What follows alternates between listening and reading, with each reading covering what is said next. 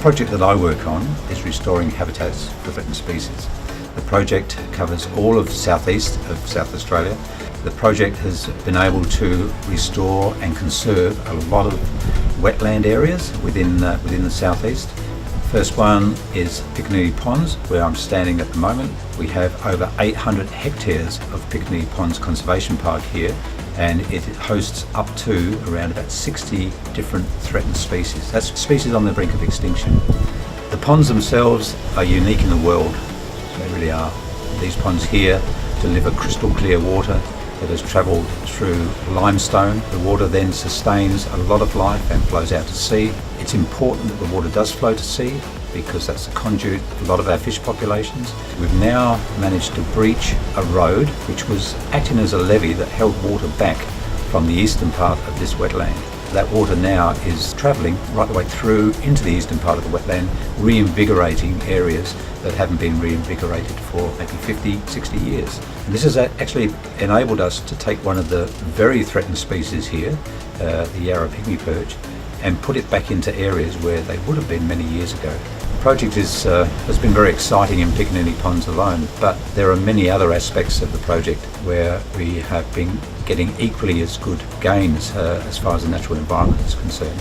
We've been working on wetland areas, controlling noxious weeds, replanting, revegetating sites. The aim of the management is that we manage an entire estate, a holistic approach.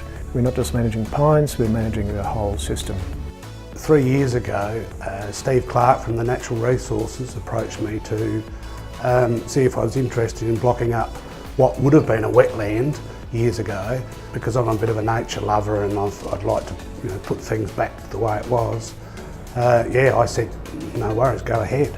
We've blocked up 130 hectares of wetland, and it's sort of held the water back for an extra 3 months, I suppose, of the year.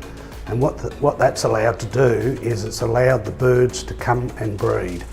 Over the project period, we've managed to work on a vast number of different types of wetlands, some starting from absolute scratch, working from grazing areas and restoring those wetlands back to their former glory. We've worked on wetlands in pretty good condition as well, and we've been able to bring those wetlands into better condition, and that can be simply by removing weeds and maybe altering the hydrology just slightly.